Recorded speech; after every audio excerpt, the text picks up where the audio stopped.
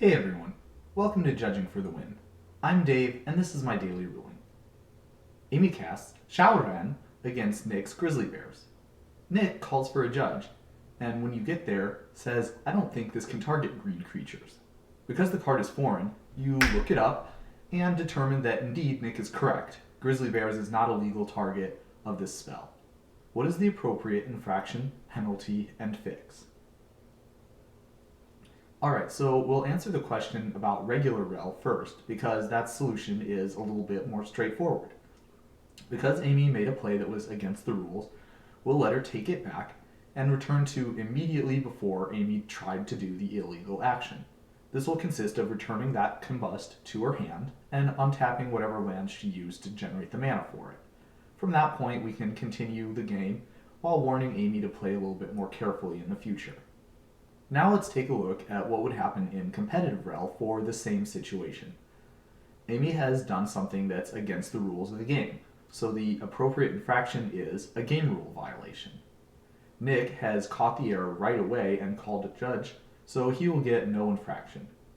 Generally, the penalty for a game rule violation is a warning, and the fix for something this simple would generally be a backup. So pretty much exactly the same sort of thing as what we did in regular rel. We would return the Combust to Amy's hand and untap the lands and warn her to play more carefully, this time with an actual warning on her results slip. If a little bit more time had passed in between when Amy played the Combust and when it got caught that it was not legal to cast it against a Grizzly Bear, then you would have to think a little bit about whether it would be more or less disruptive to the game state if you did the backup versus just leaving everything as it is. There isn't really a hard and fast rule for how much time has passed in the game or what types of game actions would cause you to go from one to the other, but that's what the alternatives are. Different judges have different opinions about this sort of thing, so this is definitely the sort of thing that you might expect some variance about if you asked a bunch of other judges about it. Now, for the second part of this question.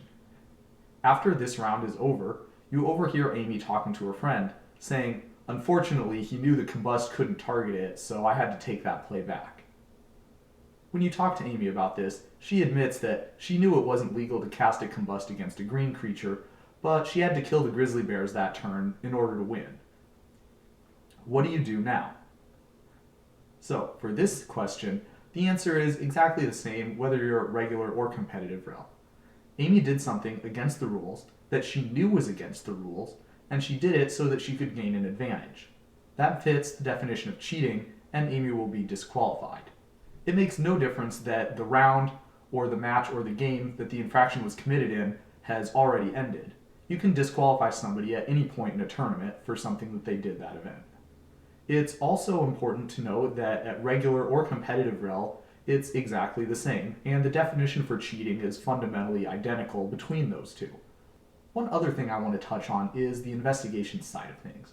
If you could have somehow known that Amy was cheating during the time when you were taking that call originally, of course it would be better to disqualify her there than to wait until after the fact and disqualify her later.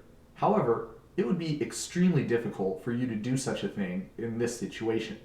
The difference between an honest mistake and cheating is basically that the player knew what was going on, and even the dumbest cheaters are probably not just going to tell that information to a judge.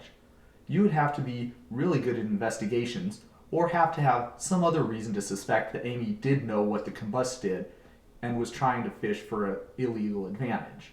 So, how would you go about doing that? Well, of course, your history with the players, if any, could help guide that decision. If Amy is well known for being a savvy player, or somebody who's very familiar with all the cards in the format, then that might tip your information one way or the other. If Combust was a popular card in the format or at the tournament scene that you were playing in, then maybe you would take that information into account, that it would be a little bit less likely that Amy would not know what it did. Or for example, if Amy had previously been involved with other situations that were kind of shady, then you could use that to help guide your decision-making process. As you can see, it's really difficult to actually know whether a player knew this or not, which is the reason why it's important to track these sorts of offenses when they do occur, even if it looks like a harmless mistake on the surface. Unless you have some sort of prior knowledge about the player, there's really not a great way to catch people doing something like this, which is why it's important to report every time. And that's all I have for you today. How did you do? Join me again tomorrow for another daily ruling, but until then, I hope you have a great day.